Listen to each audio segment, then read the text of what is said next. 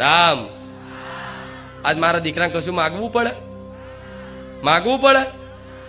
અરે એના ચપ્પલ હુંધી હું કોકના સપનામાં જઈને લઈ આવું છું. એની આ ઘડિયાળ હોય તે પહેરવાની હું માતા સપનામાં જઈને લઈ આવું છું. ઘડિયાળ હાલજે.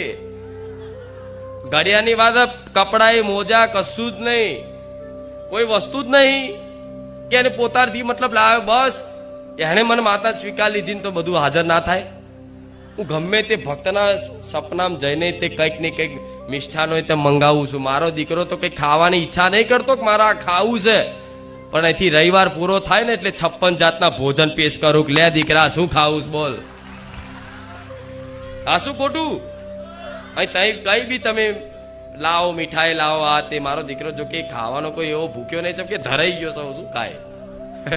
કહેવાની વસ્તુ મારો પ્રેમ એટલો બધો મળી ગયો કે એ વસ્તુ મતલબ કોઈ માંગ ના કરે છતાંય તે દરરોજ હું પેશ કરું કે લે દીકરા શું ખાવું બોલ, આ ખાઈશ, આ ખાઈશ, આ ખાઈશ. આ મારો પ્રેમ છે, કેમ કે હું મારા દીકરાને ચાહું છું.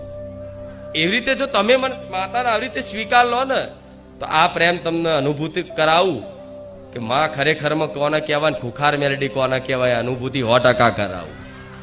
કરવી છે ને? આ બાજુ, આ બાજુ, પાછળ, પેલી બાજુ, આ બાજુ. બને રામ. તો એના માટે છે ને એક થોડા નિયમો તો નહીં રાખતી હું કોઈ, કેમ કે હું નિયમથી મળે એમ નહીં. એટલે આનો મતલબ એવો ને કે નિયમ ના પાડવા જોઈએ. આ માતા એવી છે ખાલી માં કહેવાથી પોતાનાપણું કરવાથી મળી જાય છે. પણ મારા માર્ગમાં આવવું હોય, મારા માર્ગમાં આવવું હોય અને ખરેખરમાં મને માતાને સ્વીકારવી હોય, બરોબર કે માં હવે તારું જ થવું છે,